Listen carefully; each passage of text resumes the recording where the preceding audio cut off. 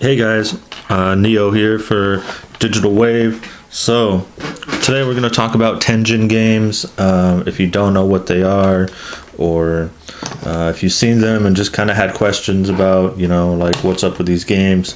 So, well, here's a Tengen game, right? It's for the Nintendo Entertainment System, the first Nintendo. And then we have regular games like this. Well, this one's not too regular. It's Zelda, so it's in a gold cartridge. So most of them are, well, all the other cartridges for Nintendo are gray, except for Zelda. So here's the deal, right? Back in the day, Nintendo had a chip in their NES system. It was called a lockout chip, and it prevented people from just making games like willy-nilly and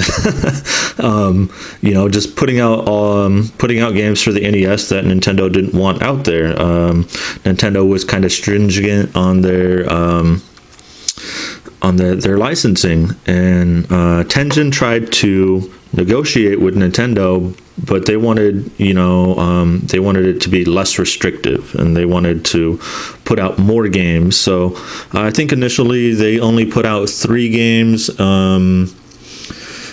Was it RBI Baseball, Pac-Man, and Gauntlet, right? So they were licensed by Nintendo to put out those 3 games, and then 5 games a year. And they had to be Nintendo exclusive for 2 years. So, Tengen was like, we want to do more than that. We don't want to be exclusive. We want to, do our own thing. So they started to work to decipher the lockout chip, so that way they could, just start pumping out games whenever they wanted, and, could do whatever. So you see, before we go any farther, you'll see right here, this has the Nintendo seal of quality, and,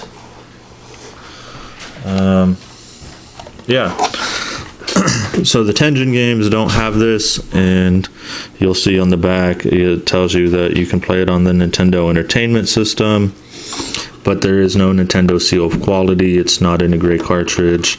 So Nintendo, Tengen, they came to the US, and they were working with multiple other companies like Namco and Sunsoft, and they were filtering in Japanese games to the American market because there was no connection there.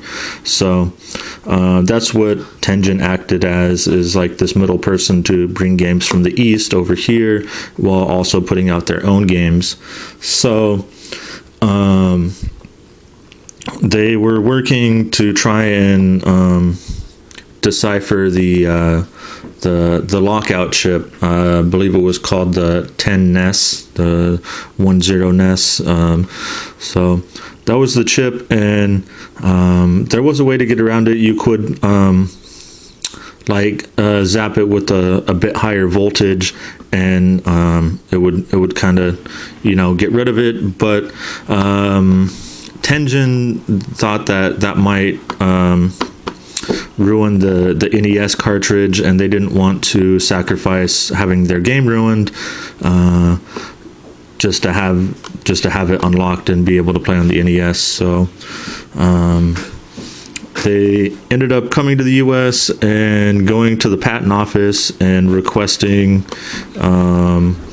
the patent for the lockout chip, so that way they could reverse engineer it, and that's what they ended up doing. And immediately Nintendo decided to sue them. So the courts ended up siding with Nintendo, and Tengen had to recall all these unsold games. So that's what happened there. So you'll find there's a gray cartridge of Gauntlet, and so it just really depends. It could be before or after, because Gauntlet was one that originally was licensed, but you can tell because this is a black cartridge. This was a later version of it. But the gameplay and everything is exactly the same. Like there's Tetris, Shinobi. They ended up going all the way to RBI Baseball 3, Pac-Man, Miss Pac-Man, all kinds of other stuff. So these games are awesome. Tengen did really put out some good quality games, and they were working with, you know, multiple studios and whatever to put out these games. So that's what they are. You know, if you see one, you know, depending what it is, I would probably pick it up. They are a little bit harder to come by, so I don't know. You can find a lot more information online than what I just gave you. I think they have a list of about like 15 or 20 games, maybe 30 that are originally in the black cartridge. But yeah, they all work on the Nintendo. They were able to put in chips inside the cartridge here that would unlock the chip inside the NES, so that way the games would play, because Nintendo would randomly like change the NES chip.